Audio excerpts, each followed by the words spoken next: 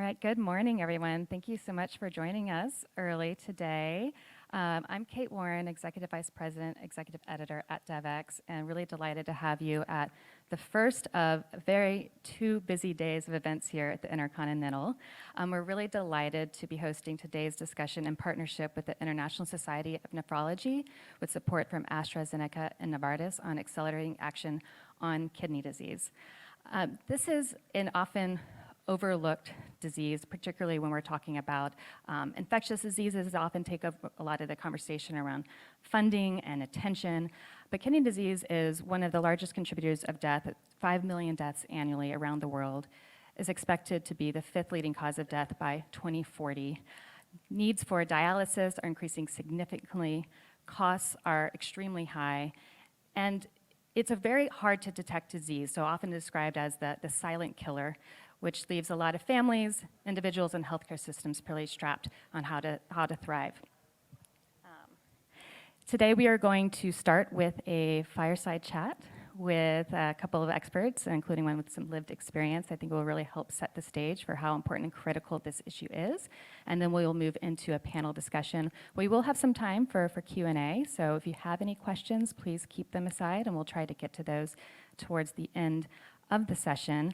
And we really want you to leave the room today and understanding why kidney disease is such an important issue for really achieving universal health coverage, and give you some tangible takeaways no matter what your background is or what institutional perspective you're coming from, to understand how this is an important effort that you need to think about as we're looking to achieve the universal health coverage.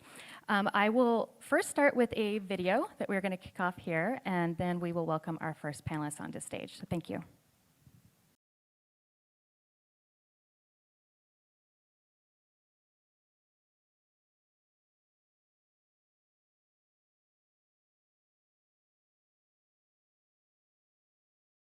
Hi everyone, my name is Avantika Avasthi and I am a second-time transplant recipient.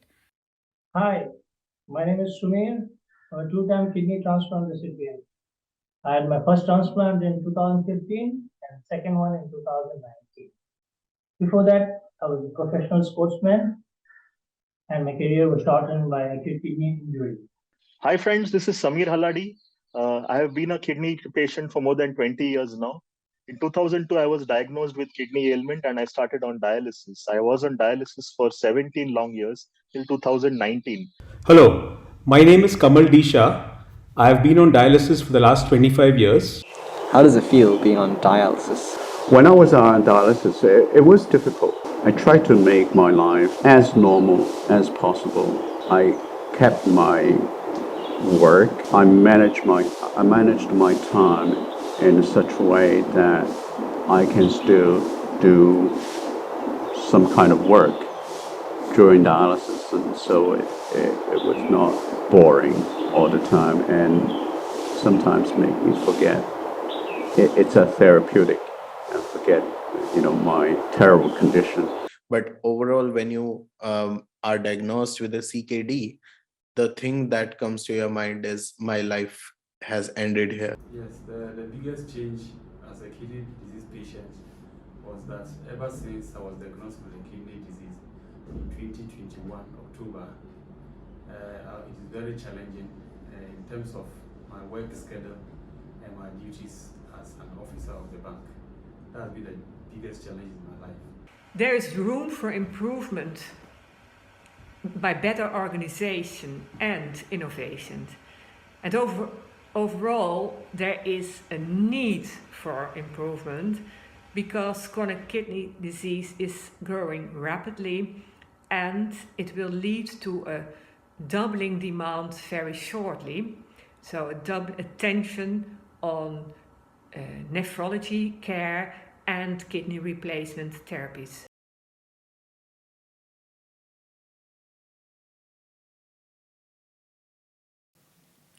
All right, thank you. I will now introduce my colleague, Ali Blunt, to the stage for our first fireside chat. Ali.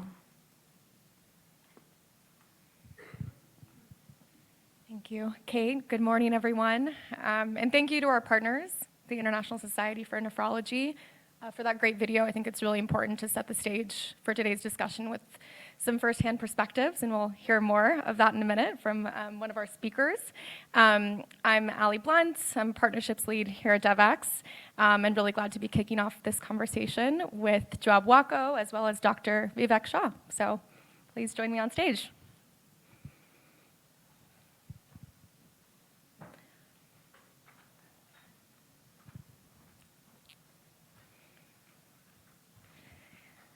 Thank you both so much for joining us. And again, thanks to our partners at ISN, as well as AstraZeneca and Novartis for helping to make this event possible. I have with me Dr. Vivek Jha, who is Executive Director at the George Institute for Global Health and previously President of ISN. I believe you also worked in public sector hospital in India for 30 years, so I've had a lot of firsthand experience, I would imagine, with patients with this disease. Also have Joab Wako, who is chair of ISN's Patient Liaison Advisory Group and also himself a transplant recipient. So looking forward again to your firsthand perspectives. Vivek, I'm going to start with you. So worldwide, around 850 million people have kidney disease. So that's twice as many as those with diabetes, yet there's very limited awareness around the burden and the risk of the disease, not only from the general public, but from policymakers. Why should this be an urgent global health priority for leaders who are in Geneva this week for the World Health Assembly? Thank you, Ali. Good morning, everybody. So you gave one number, 850 million people who have kidney disease around the world. And I'll give you a few more numbers, which I'm pretty sure will surprise you. So just to put that 850 million in perspective, do you know what is the population of Europe? It is 750 million. So there are more people in the world with kidney disease than there is entire population of Europe. In addition to that, you would be surprised to know that kidney disease is the only chronic disease condition for which people are still dying in increasing numbers year on year. What it means is that even as the world is making increasing progress in reducing deaths due to chronic diseases such as cardiovascular disease, respiratory diseases, stroke, etc., the same level of progress has not been achieved in kidney disease. So the number of people who die of kidney disease is increasing around the world. So much so that kidney disease is now the third fastest growing cause of death around the world. Now, as a result of this, kidney disease has now become the condition for which more people are incurring catastrophic healthcare expenditure in low and lower middle income countries around the world compared to any other chronic condition. I think these are all scary figures, and they should cause us to sit up and take notice. It is immoral and unethical that the only condition which is still increasing in the number of people who lose their lives and have increasing number of people living with disability around the world is not increasing sufficient attention around the world. What is even more of concern is that this burden of chronic kidney disease and other acute kidney diseases around the world is not equitably distributed. So the parts of the world that are least equipped to deal with this growing burden of kidney disease are the ones that have the fastest growing burden of disease in the world, which means conditions or countries that have the lowest per capita GDP around the world. For example, countries in Africa, countries in Southeast Asia, countries in many parts of Latin America have the fastest growing burden of chronic kidney disease. This is compounded by the fact that there is a lack of awareness of kidney disease. Now, Ali made the point that kidney disease is not easy to diagnose. That actually is not true. Kidney disease is very easy to diagnose, but that is not happening because of a lack of awareness.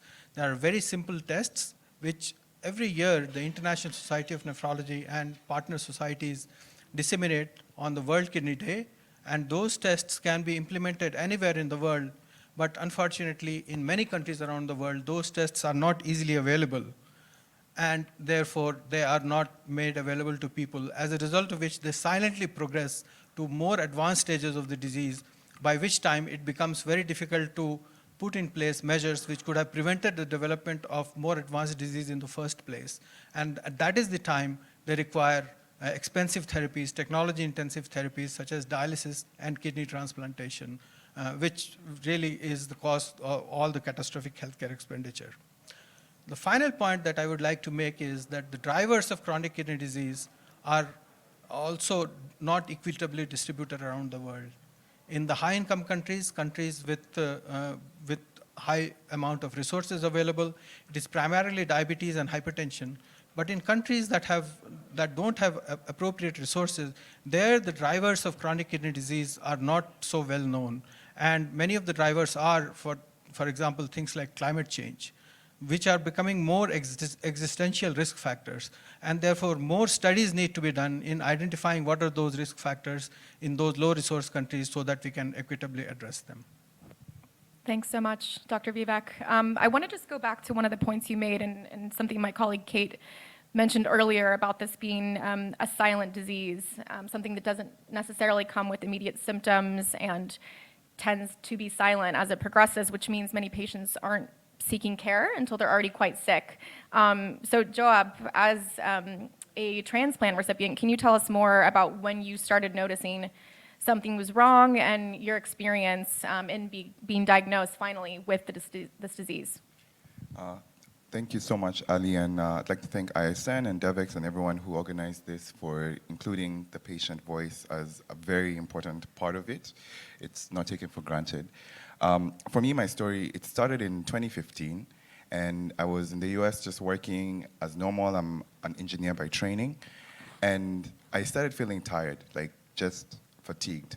But I thought it was my 6-day work week, and I never thought anything about it. So I was fatigued, went about my day, just pushing through, and then all of a sudden, I had no appetite at all, like zero appetite. So at that point, something picked in my mind. I'm like, okay, so I usually don't, I love food, like, essentially you can say that. But at this point, I wasn't eating. The smell of meat just put me off. So I went to see a nurse practitioner. And when I went to see the nurse practitioner, she was like, okay, maybe you have ulcers. Maybe, the stress is a lot and you have ulcers. And so she gave me some medication and I went back home. So it points to how kidney disease has very, I guess, ordinary, it manifests in ordinary ways. Like you think it's just like ulcers. So I go home and I couldn't keep anything down. It's like, it became even worse. So at that point, talk about fatigue, I couldn't even get out of bed. Like I would wake up maybe 2-3 hours before I needed to leave. And the energy to even sit up in my bed was so, it took me a lot of time to master that energy. So I decided, okay, maybe I should go and see another doctor. So at this time I go to a bigger hospital, and when I get to that hospital, I'm like, I'm not feeling well. So she's like, maybe it's H. pylori, maybe the doctor was like trying to, tell me what she thinks it is. And finally she's like, okay, let's do a blood test and just check all your vitals, let's check everything. So I do the blood test, and when the blood test comes back, it was 2015, Good Friday. So I remember getting a call from this doctor on Good Friday, and I'm like, Good Friday, and she's trying, I know, just wondering what's going on, right? She's trying not to panic on the phone, and she tells me, hey, Job, there's something really wrong with you right now. I don't want to make you panic, but your HB is 3.8. You need to go to an emergency room right now. So I'm like, emergency room? So I get my friend, we rush to UA, it's like the hospital is called UAB in Birmingham, Alabama. And rush there, go into the triage, like the emergency room. And I remember the nurse there, was a male nurse, and I had written down all these things because back then I had no idea what HB was and all that stuff. So I hand him this piece of paper, and it's like HB of 3.8. And he looks at me like shocked. Like he's like, there's no way you have a HB of 3.8, you're talking, you're standing, you're walking. And he's like, we're gonna check you right now. So going to triage, checks my blood, and it's 3.8. And that time, I'm rushed to another room in the emergency, and that time I see like doctors walking in, like a multitude of doctors, and they're just like, how is this guy, how did he get here? At that point, I had uremic frost, things I didn't even know. I had edema, like I was swelling, and I didn't know all that stuff. So the head of the renal department is like, do you know what the kidneys do? I say, yes, my high school education did me well. And he's like, we think your kidneys have like failed, but we're not sure if it's acute or chronic. And I'm like, okay, I don't know what that means, but gonna go through. So he tells me we need to stabilize you by going to the ICU. So I go to the ICU, and in the ICU, I was the youngest that night. And I'm there thinking, like, these guys, like, I think they're overreacting. But as they start to now tell me the magnitude of it and how close I was to death, actually, when now the head of the ICU came and he was like, you know what, if you didn't come in today, you would have died, like, that night, because now my blood pressure was really high. It was like 200 over 100 and something, and HB of that low. It really was one of those things that I didn't know that it was that serious until it was there. So that's the thing about kidney disease. It's a very silent disease. You never really I didn't feel that sick, but when I found out, I kind of started dawning on me that, okay, this is really serious. And when I started dialysis, I was like, wow, okay, this is for life, you know, because they found out it was chronic eventually and that I'd need a transplant. So that's the story of how the symptoms of chronic kidney disease can easily just pass you until it's very serious. Yeah. Well, thank you for sharing that journey and that story to ultimately diagnosis and treatment. We do know that under-resourced health systems in low and middle-income countries, they often leave patients without diagnosis and without treatment. It's also the largest cause of catastrophic health care expenditures in low and middle-income countries. I wanted to ask you, Dr. Vivek, from your experience, what is needed to make treatment more accessible and affordable? So as I said, and thank you, Joao, for sharing that story, that really makes all the possible points that perhaps an advocate needs to make with regard to what needs to be done with regard to, you know, the detection and management of kidney disease in the community and around the world by healthcare policymakers. So diagnosis of kidney disease is not difficult. There are two simple tests that need to be done. One is a blood test called serum creatinine test, and the other one is a urine test called urine albumin testing or urine protein testing in low resource settings. And those two tests tell you everything that we need to know from a public health perspective about how to manage kidney disease in the community. Now, Joao's story also tells us exactly what needs to be done is a prioritization of awareness of kidney disease in all healthcare settings. Joao went with symptoms, but the healthcare professional who had a first look at him at that time did not prioritize testing for kidney disease at that time and sent him back with some simple measures to take care of his symptoms. So what it tells us is that healthcare professionals should recognize kidney disease as perhaps the cause of a multitude of symptoms. It can present with protean symptoms, which can be very non-specific. So everyone who presents to a healthcare system and has anything that could point even indirectly towards kidney disease should be tested with these simple tests for kidney disease. And all national programs, including advocacy from multilateral agencies such as World Health Organization, should include testing for kidney disease, both the diagnosis of kidney disease, detection of kidney disease, and treatment for kidney disease as part of a multi-morbidity approach. So kidney disease doesn't occur in isolation. It often occurs in combination with a number of health conditions, such as cardiovascular disease, such as brain health abnormalities, and so on. So the approach should be a multi-morbidity approach, but it should be there. It should not be missed, and it should not be left for some kidney disease health professionals sitting somewhere else to really deal with kidney disease.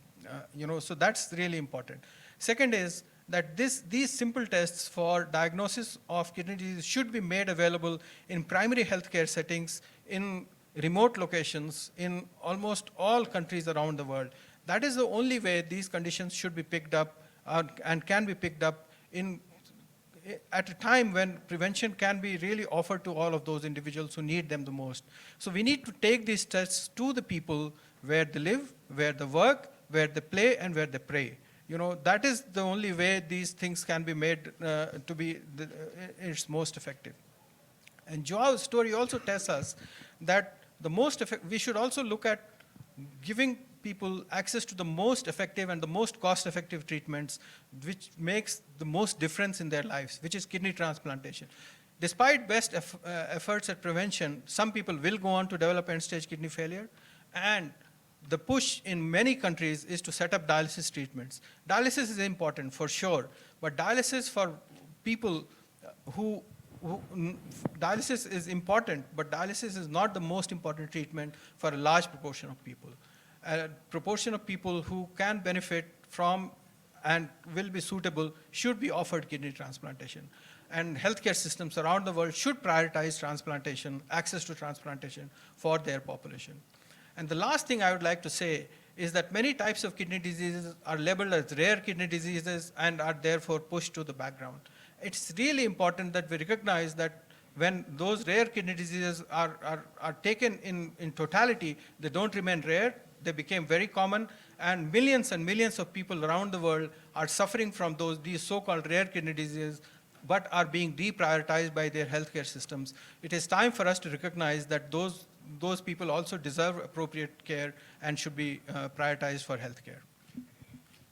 Thank you for that, Dr. Vivek. Some really clear calls to action there. I guess I want to, on that note, take it back to you, Joab, and ask how you're hoping to address some of the challenges in your home country, in Kenya, through your activism and through your organization, Transplant Education Kenya. Thank you so much, Ali. And for me, one thing that has really changed my life is a kidney transplant. Before, on dialysis, it was a lot of time, and I didn't have any energy. So a transplant has transformed my life completely. So my advocacy centers around organ donation and transplantation in my country and hopefully in the region. I really want to raise awareness of the public and let them know that a kidney transplant, an organ transplant, a liver transplant can change the life of a young person, an older person, give you the quality of life that you deserve or you'd like to live, right? And then also there's the meaningful engagement of people living with or the lived experience. ISN, through the Patient Liaison Advisory Group, has given us patients a center stage so that we can talk about our issues and actually advise them on the way forward in terms of patient engagement and what they should be doing to reach out to the patient or the person with lived experience. So it's really important that we as people with lived experience are on these stages. You know, we're the ones who have or live with these conditions. We're the ones who experience them. So everyone who talked on that video, I feel them because I know what it's like to feel like that, you know, and to stand up here and speak to people and tell them, hey, this is what it feels like, this is what I'm going through. So the policy changes that we need to be in the center of that.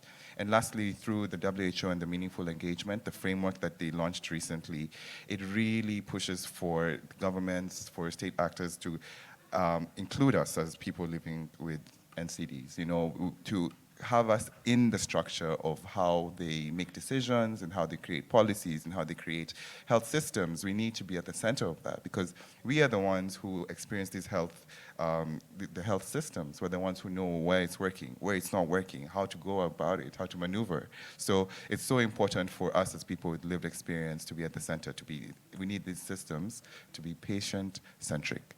Thank you so much. Yeah, absolutely. Well, really glad you can be not only in Geneva this week, but on stage with us, because as you say, it's so important to put folks with lived experience front and center in these conversations and make this feel very real to all the policymakers and kind of the conversations that are happening behind the scenes, off the stage. So I'm cognizant of the limited time that we have, but I just want to close out with one final call to action from both of you. What would be your one call to action to all the leaders that have gathered in Geneva this week? What is needed to accelerate action on kidney disease, especially in low and middle income countries? Start with Dr. Vivek and then come back to you. I think my call to action is for us to now take action to develop sustainable, scalable, and affordable models of care, and make sure that kidney disease is included in this multimorbidity approach to care that we develop.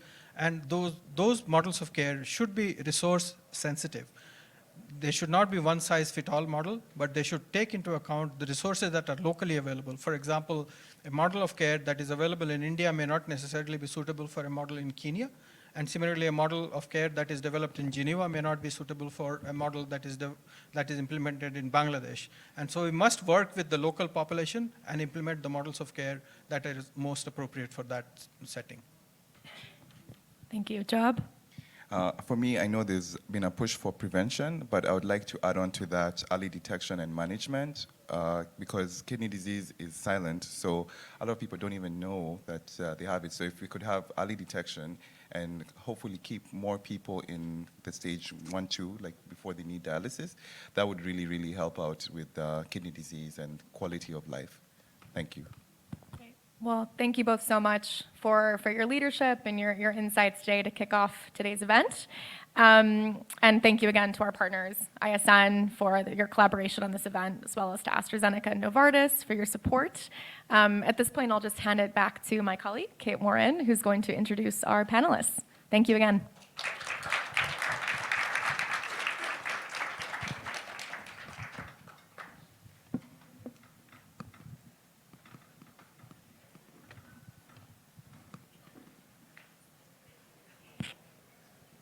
Great, thank you all. So this is actually an issue near to my heart. Last year I lost a very dear aunt to kidney disease who had a very late diagnosis but had a very good extra 10 years of life thanks to a transplant from my cousin, her daughter. So thank you for sharing that experience with us, Joab.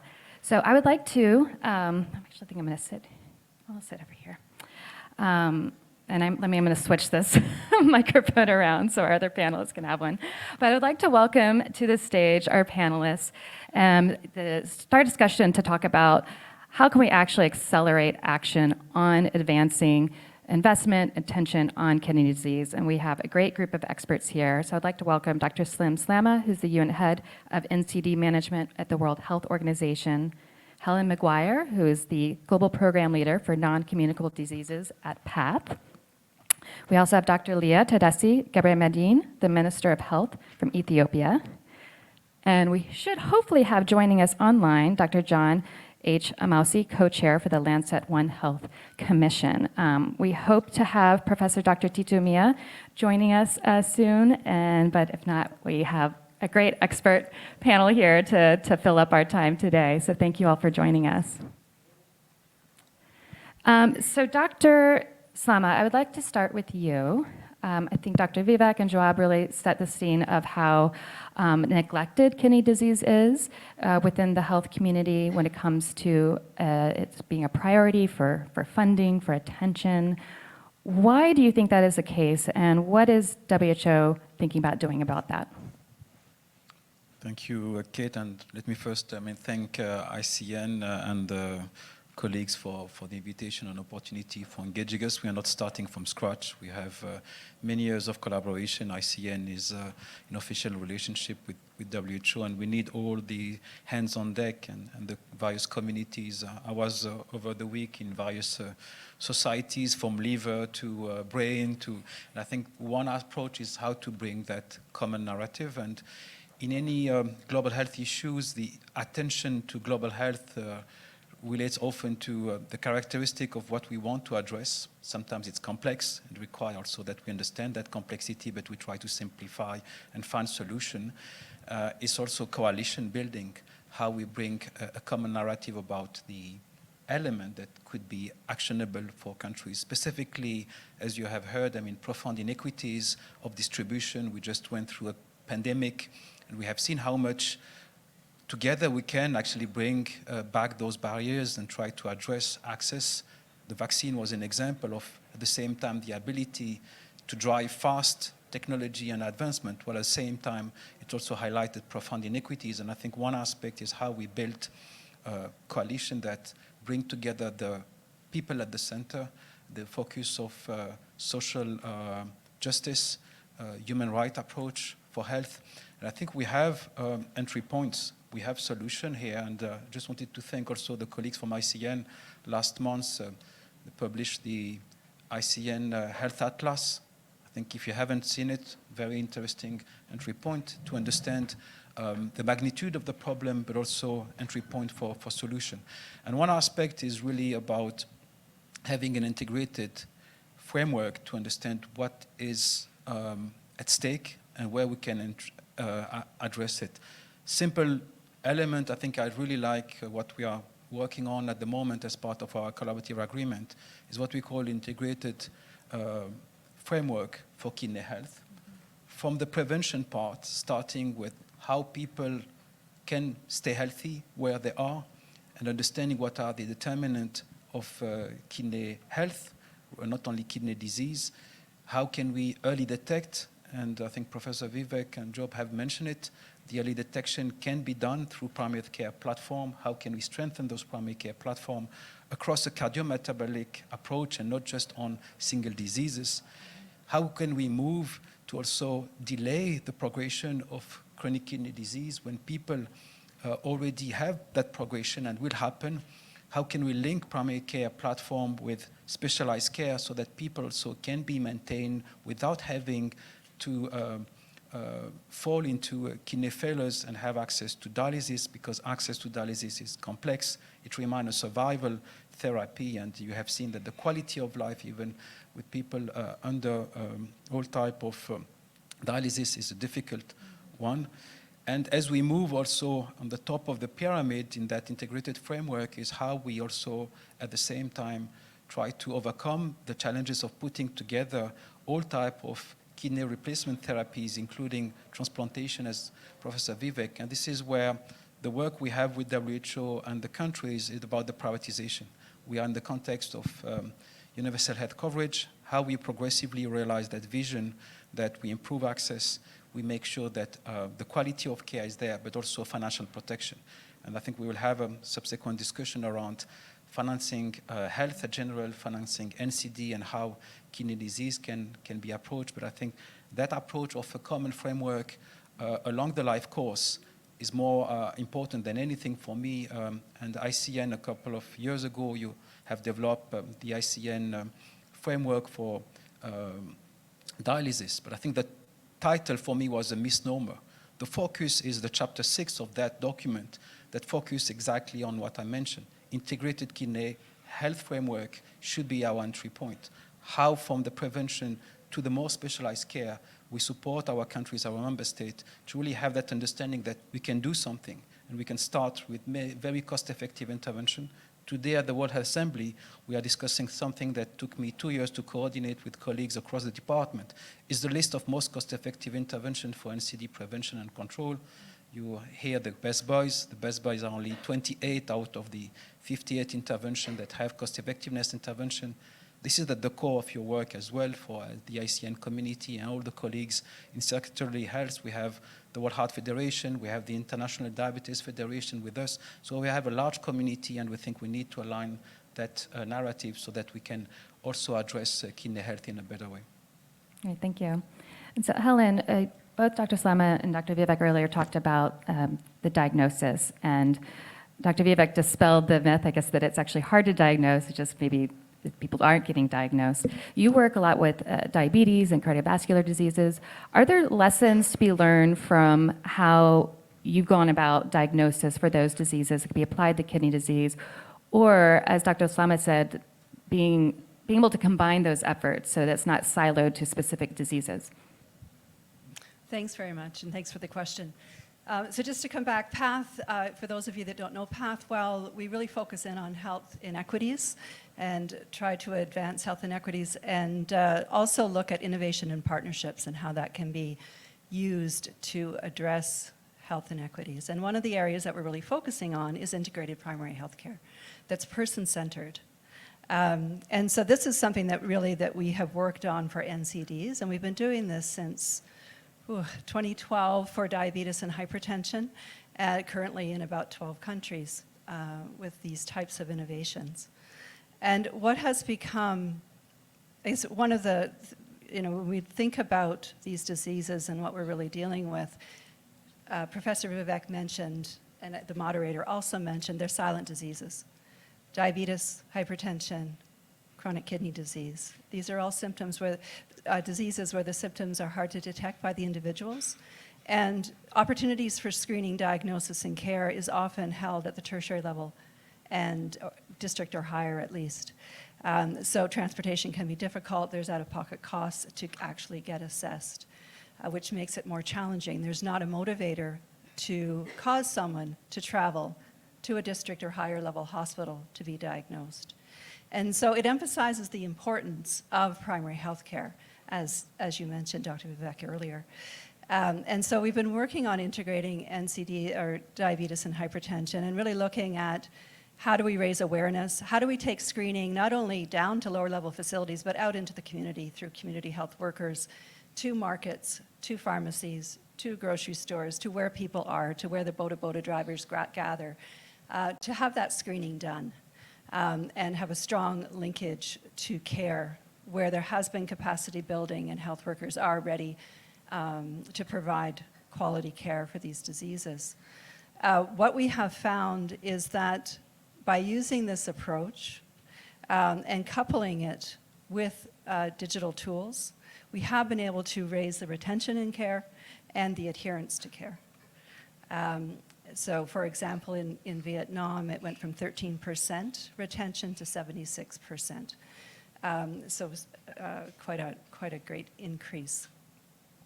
Now, of course, this relates to chronic kidney disease because we know diabetes and hypertension are key risk factors for chronic kidney disease. So being able to bring those services down into lower level facilities can help to detect chronic kidney disease earlier as part of those services that are being delivered. As well, however, the management of chronic kidney disease, once diagnosed, certainly some of that has to occur at the higher level facilities, but there are parts of that management that can be provided at lower level facilities. These are chronic diseases. They're diseases, as everyone in this room knows, but I'll have to say it again. Folks, there is much more familiarity with dealing with acute diseases in these facilities. So this longitudinal care, how we track patients, one of the things that was really helpful was using digital to really focus the community health workers' efforts on those that perhaps are being lost to treatment and getting them back into treatment again to ensure that continuity. So there's a number of challenges that are faced, but certainly we feel that primary health care is a very important solution. Certainly it's a key to universal health coverage. I will say that one of the other challenges that is extremely important to be thinking about is the access to medicines and health products, the access to these diagnostics. The tests are simple as long as the diagnostic test is available in the facility. The medicines, we know that we've done a lot of supply chain assessments at PATH. There's long stockouts, and affordability is also an issue. So these are some of the things that we still need to work on, and absolutely agree that greater awareness is needed for chronic kidney disease. We do talk a lot about diabetes and hypertension. We don't necessarily include chronic kidney disease in those discussions as often as we should be. And they're often comorbidities, right? So there's often absolutely, yeah. Because as I mentioned, diabetes and hypertension are key risk factors for chronic kidney disease. And the control of blood glucose and the control of hypertension is very important for protecting the kidneys. And also, if one is diagnosed with chronic kidney disease, to continue to try to retain as much function as possible. Yeah. Great. And Dr. John, I know you're joining us virtually. I'm just going to give you a heads up that we're going to come to you next. But I first want to ask Dr. Leah here, how's this play out in your context in Ethiopia? And can you maybe talk about some of the challenges for diagnosis, prevention, what you see as some of the gaps in being able to address chronic kidney disease? Thank you very much, and thank you for inviting me for this important discussion. Well, NCDs, as any other country, Ethiopia is also seeing a significant rise of both morbidity and mortality. And of course, even if you have limitations with data, we're seeing up to 16% of hypertension prevalence and close to 3.5% of diabetes. Chronic kidney disease, still the prevalence, we don't have enough data, but from the different data that we have, could range from 12 to 18%. We are seeing definitely a significant rise of patients with kidney disease, chronic kidney diseases. And well, as a government and as a country, the interventions we are taking range from what was mentioned, from prevention efforts, which include policy reforms excise tax on unhealthy products, which was just instituted a few years ago, and also banning of some of the promotions on alcohol and cigarette and others, including a new proclamation we're drafting on unhealthy diet. But also efforts on really working on the integration within primary health care. Most of our focus in the past decades has been on infectious diseases and maternal child health issues, but now the integration of basic NCD care from the awareness and prevention at the community health workers. We have a big health extension community health program, so trying to integrate that into the awareness package, but also having screening services in primary healthcare centers and primary hospitals. Currently around 4,180 facilities provide screening for blood pressure and diabetes. We have tried to make it in a fast track system where patients can easily get, because if it's just like a routine care, it will not really encourage people to come for screening. So we have tried to have a free blood pressure screening just at in a convenient place for patients, for any client to come and do it, and also a fast track glucose screening, and also instituting treatment. So with our national data system, we are trying to track now how many are screened and diagnosed, but also how many have been controlled. It's not easy. I mean, the data system and the progress has its own challenge, but we have now included it in one of our national KPIs that we follow. But then the other is, of course, beyond the basic screening and the early phase treatment. The big challenge is really having access for those who are already in having chronic kidney diseases. So in the last few years, there has been expansion of dialysis. Of course, dialysis is not the best option, but that's the first line option that we have to provide. So it's mostly private hospitals providing this care, expanding this care. We have around 51 centers across the country which provide dialysis, chronic dialysis. It's mostly hemodialysis. Out of these, around 11 are government-based, the rest are private. Recently, we're trying a model of public-private partnership because really the cost implications and affordability is a challenge. So in a government hospital, a private center, having a partnership with giving some subsidized cost for patients. And so, and then the last one is, of course, transplant. For transplant, Ethiopia did not have any transplant program until around 2016, when we had our first transplant program, which we established in collaboration with the University of Michigan, where we had surgeons coming and working in the center we established to train our surgeons to be transplant surgeons. So now we have a full-fledged program that's run by our local surgeons, but it's just one center that has provided, with some disruptions with COVID so far, close to 151 patients had transplant with a very good success rate of about 97%. But we're looking to expand transplant services in the country. It's a country of 120 million closely, and with this prevalence, most people, when they can, they go abroad to get the care. If they can't, they are suffering from it. So we have that plan to expand both at private and government institutions. But the big challenges are really the financing of for patients with catastrophic costs, and even some patients, seeing patients really beg in streets for transplant or dialysis is something we see in Addis, some of the places, which is really heartbreaking. So we're trying to look at ways of having financing mechanisms, like establishing a health equity resilience fund. We are working with the Ministry of Finance to fill these kinds of gaps. Our insurance system does not cover those services yet because it's not yet very strong. It's growing. So these are the things we are looking at in terms of the sustainable financing, but really investing on the early detection prevention is what we are trying to do. Yeah, thank you. And so speaking about the very high costs of these treatments, particularly late diagnosis, Dr. John, I'd like to get your perspective on the need to invest in, do research on lower cost intervention and treatment, but then also balancing that with recognizing that the prevention efforts and the earlier you can detect it can save those costs. And as we think about prioritizing efforts on kidney disease, where do you see that balance and where do you think we need to focus?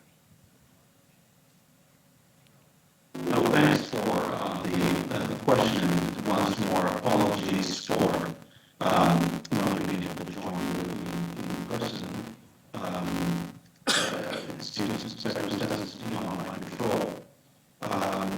I just want to appreciate also the contributions that have been made by all the previous speakers, and to emphasize that in thinking about kidney disease and really thinking beyond that to the wider scope of non-communicable diseases, as Sliv already mentioned, it's important to recognize this huge burden that we have, contributed by disease, kidney disease, really critical in there.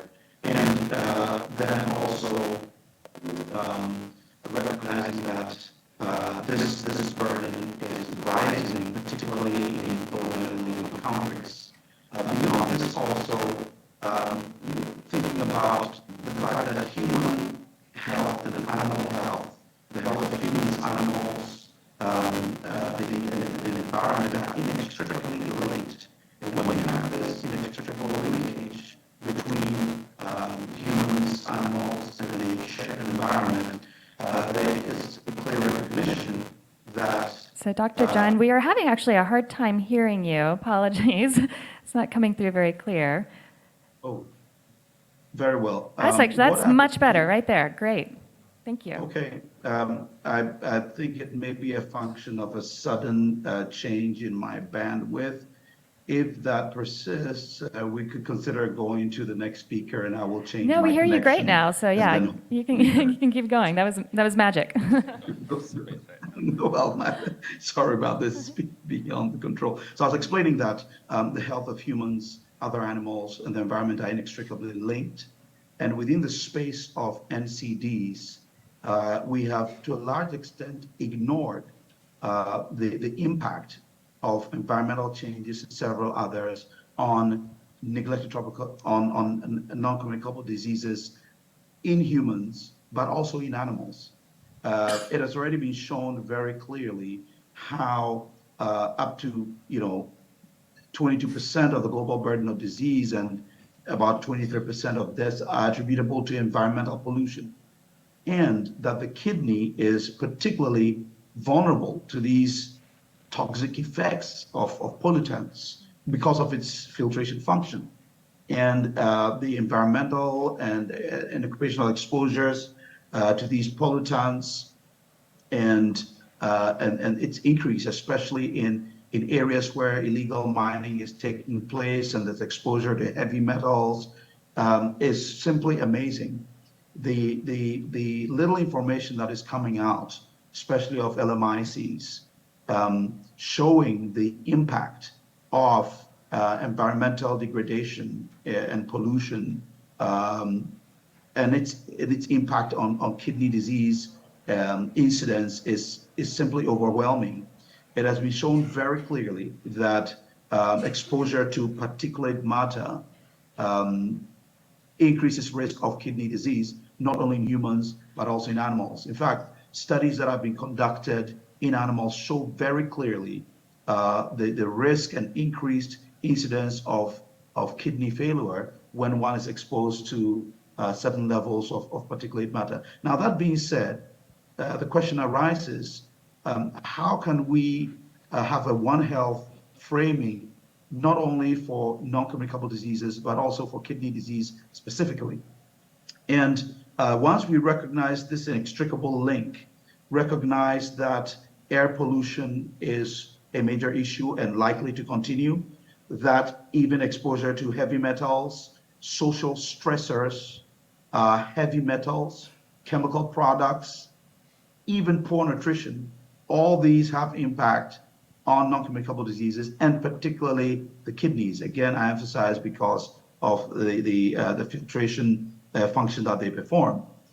This would lead us to try to understand better exactly what impact is being had, especially in animals, and how this translates also to the impact on human beings. I really appreciate the testimony of the speaker, the patient in the previous panel, who spoke very clearly to how suddenly he realized he was going down and the diagnosis of a chronic kidney disease hit him. We know so little about kidney disease in animals and how that has implications, especially given environmental degradation and the pollution has implications for biodiversity and ultimately for the health of humans and other life forms on the planet. So I would argue very strongly that within the space of One Health, non-communicable diseases have largely been neglected, and in particular, and perhaps most importantly, kidney disease has been almost completely ignored. And there is a very silent, if I may put it with silent epidemic of kidney disease, which is being brought on by especially air pollution and exposure to toxic chemicals, especially in low-middle income countries. And as I said, a One Health framing to these could be hugely, hugely beneficial coming from this perspective of the inextricable link between humans, animals, and the environment, and our health as one. Well, thank you. That's a sobering thought. So thank you so much I'm so glad you're able to join us virtually. So Dr. Titu, you are the Directorate General of Medical Education in Bangladesh. And I'd love to hear your thoughts on the challenges to diagnosis and prevention and treatment in Bangladesh, and maybe your reaction to this focus on One Health. I think several of our panelists have talked about that as a solution through primary health care. How do you react to that, and what is your experience in Bangladesh? Thank you very much. First of all, I like to apologize for being late because I was attending a meeting in the CRO, and that's why I Just a few things going on this week. Okay. The thing is that, Bangladesh is very densely populated. Around 170 million people are living over there. And the statistics of the last 2021, we have got, 20 million of the people are suffering from chronic kidney disease and also to some extent acute kidney injury. And this is a huge burden, though this is not representing the whole people. This is not representing. Probably the data is not actually exact. It is the total number of kidney patients is more than this. And the thing is that around 40,000 patients are suffering from, finally they are diagnosed as a case of the end-stage renal diseases. And the treatment for them is mostly the facilities of the dialysis, hemodialysis mostly, and to some extent the peritoneal dialysis. And the number of the transplantation in our country, in the government level, is not that much. Just per year, we can go for the 10 to 20 cases. In the private level, they are going for 200 to 500 cases are being transplanted. So the demand of hemodialysis, dialysis, and the transplantation is definitely very much negligible. But very recently, our government, our Honorable Prime Minister Sheikh Hasina has brought about the 640 dialysis in the district level. We have got a 64 district level, 10 beds for each district, and in the divisional town, which is equivalent to the provision and the provinces. And there we are going for the 2,000 beds of the kidney patients and also the dialysis machines. So these are the, we are arranging treatment. But the underlying cause of the kidney disease in our country, like other Southeast Asian country, like hypertension, around 25% of the patients is suffering from the hypertension. 80% of them are definitely uncontrolled or very much non-compliant. And around 12% of the patients is suffering from the diabetes. And the third position of the cause of the CKD is the glomerulonephritis. Most of them are due to the autoimmune diseases, and some are the cause is unknown. One interesting finding for our country, also in Sri Lanka and India, is that the chronic kidney disease of the unknown origin, maybe the environmental factor, maybe the lifestyle of our poor people or who are working in the farm or in the the paddy field. They are suffer from severe dehydration, etc. But this is an area where we go for the research to find out the underlying cause. So this is the burden of our situations. One thing is that some infective conditions like the hepatitis B virus and also C virus is contributing to the CKD. And though our government has taken the steps in immunization, we are vaccinating the people and the young people for hepatitis B virus, and also we are getting the success.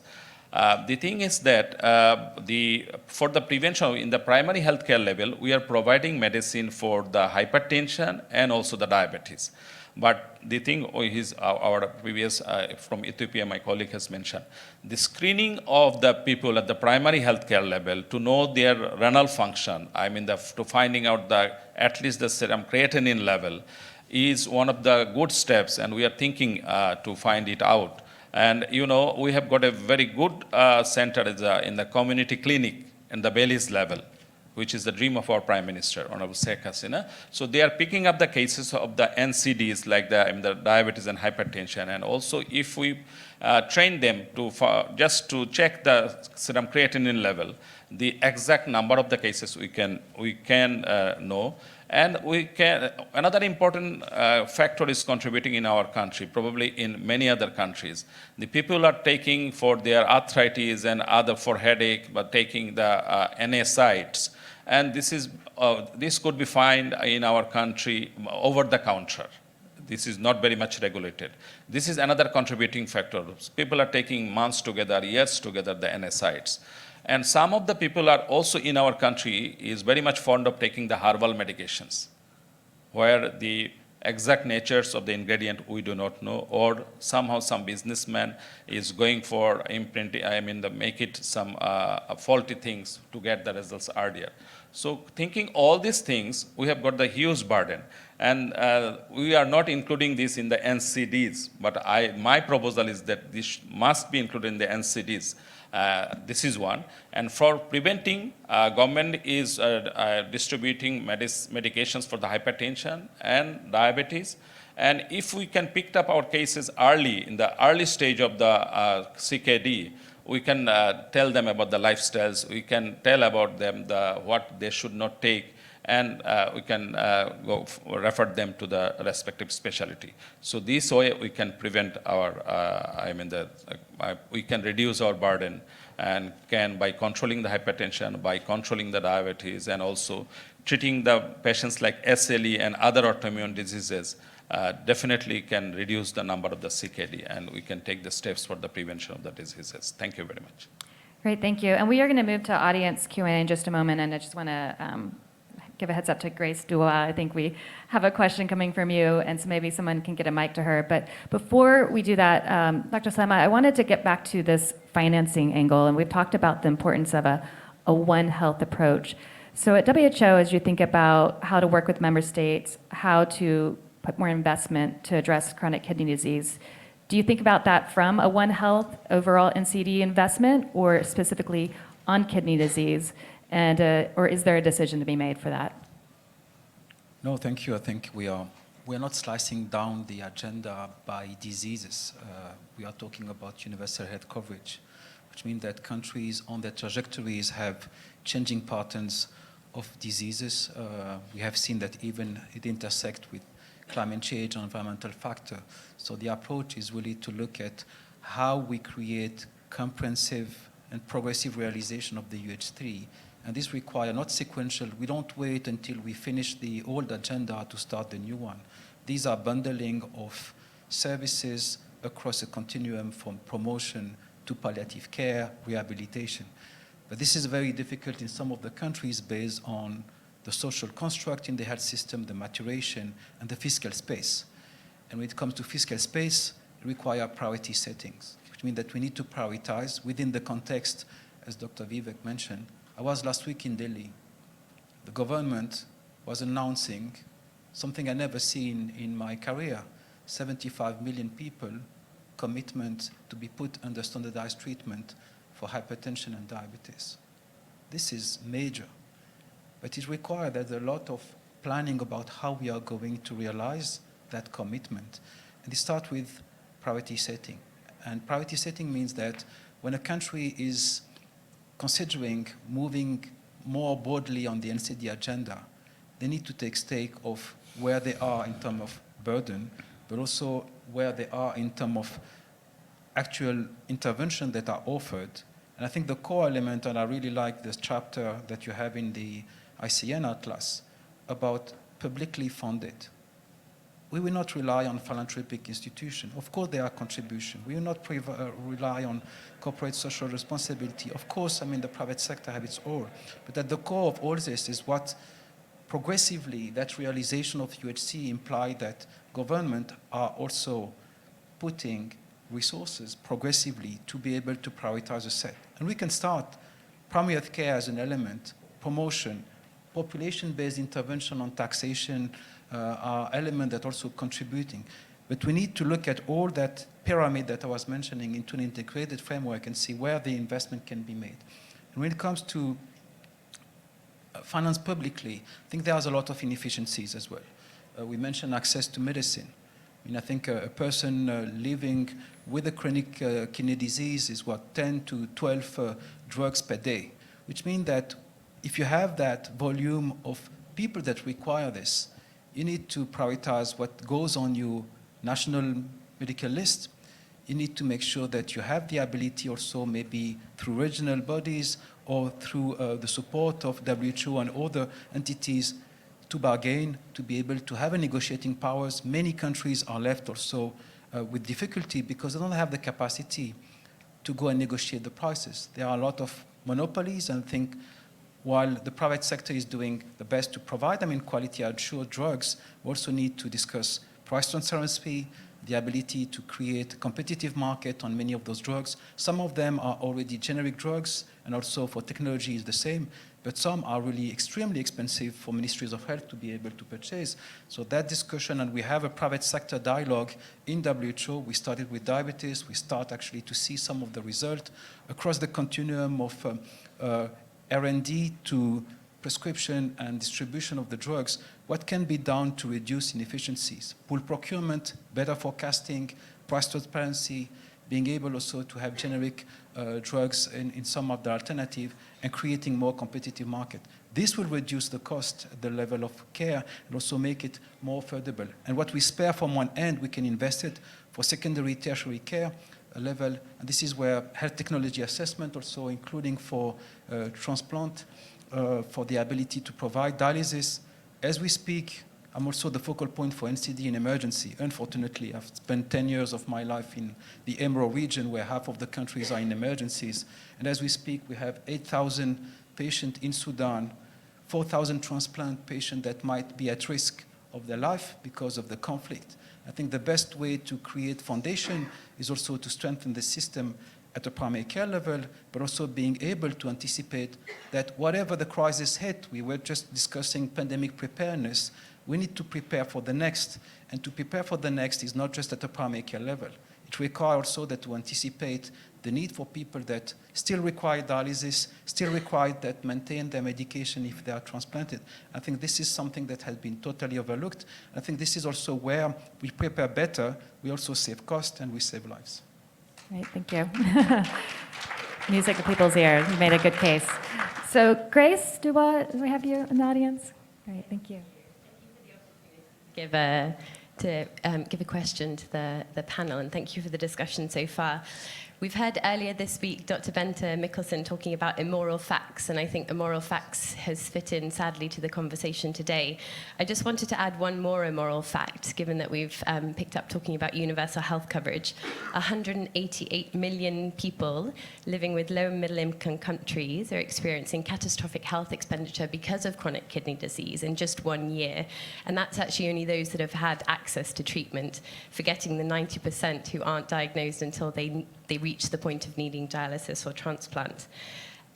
These immoral facts, though, are unfortunately a little bit misrepresented in the global level because of the current frameworks that we're in, and so aren't reflected as well in the country NCD investment cases, as Dr. Slammer has brought up, and the UHC prioritization exercises. And so we would encourage this focus on comorbidities as countries look to cost-effectiveness analysis to strengthen that as well in upcoming renditions of the Appendix 3 revisions. The question today, and just picking up on what Dr. Slammer has finished off on, one final immoral fact is that 10 to 30% of people on dialysis died when they had a COVID case. That was the case fatality rate. How can we better ensure that people living with chronic diseases, people living with NCDs, people living with these conditions are actually picked up in current discussions between member states on pandemic treaties, on legal accords that are going to come from WHO and coming from the UN? Dr. John, you want to take that? No, very, very much so. No, thank you very much. I think it's a really a poignant question. Can you confirm that you can hear me well enough? Yeah, we hear you great. Thank you. Great. Yeah, it's a really poignant question. And the key is really at the tail end of the question, which is, what needs to be done? How can we fit this within larger frameworks that are addressing major issues in health? And I think, putting this under the discussions around a pandemic treaty, and then approaching this from the One Health perspective, as I posited earlier, are absolutely critical. Again, as we recognize that there will be increase in accumulated lifetime exposures to chemical products, to polluted air, to microbes, to heavy metals, and the impact that this has on kidney health, both in humans and animals, is absolutely important for this One Health framing, and therefore bringing it under the wider umbrella of recognizing its impact under pandemics and other situations. Also understanding the interplay among various NCDs, particularly cardiovascular disease and kidney disease, and very specifically hypertension and kidney disease. It's been shown very clearly how among hypertensives, exposure to pollutants, especially the particulate matter, leads to an even increased reduction in kidney function and increased risk of kidney disease, not only in humans, but this work has actually been done in animals. There's a lot that we can learn from the health of animals and other life forms in terms of their kidney function, for which we can translate into the health of humans.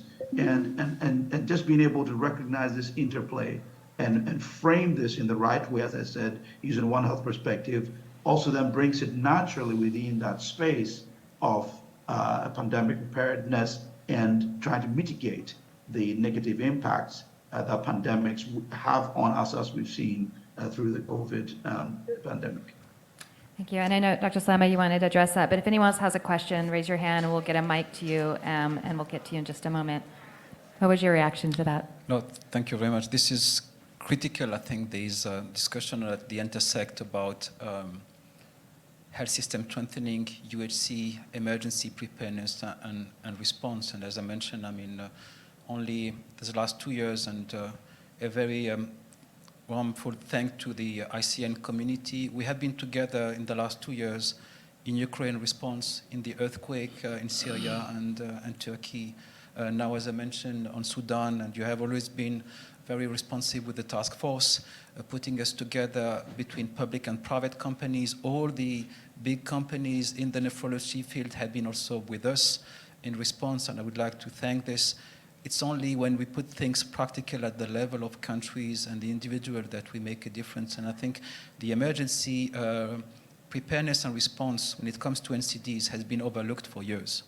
And the pandemic of COVID have maybe highlighted some of the vulnerabilities. And again, ICN and the kidney community, all the scientific outputs in the last 2 years, tremendous, showing that there is that aspect of vulnerability, that across the NCD community, people with NCDs were more vulnerable. And we can do something about it in terms of how we raise attention and empower people themselves in protecting themselves and applying some public health measures in individual preparedness in all type of emergency. And something that you might have not picked up is last year, we adopted at the World Assembly the first ever recommendation about how you design policies that also focus on maintaining essential services for people with NCDs. I would like you to be further advocate about how we create preparation plan for people with kidney disease And we have, a lot of work with Valerie and colleagues around the essential packages that could be prepared also for responding to emergencies. I'm struggling every single day in emergencies, and we have more than 70 plus emergencies across the last 2 years in WHO to respond to. And it's always the same. It's always about mainly hemodialysis. In Sudan, it's $1 million per month to have one treatment. The emergency and contingency fund treatment will never be funding this. So we need to find financial way to be able to cover those essential needs, but also to be prepared in terms of having which kit, how can we cost it, what are the supplies and medicine that are essential in emergency response. So we have a lot of work to be done. I think we count on you as well, but I think it's a critical part of the discussion that we are having today. Okay, thank you. Dr. Vivek, did you want to add to that? Thank you. Thank you. Just adding to that point, I think the point that was made was how patients who were on dialysis and had chronic kidney disease were vulnerable to COVID and died in large numbers.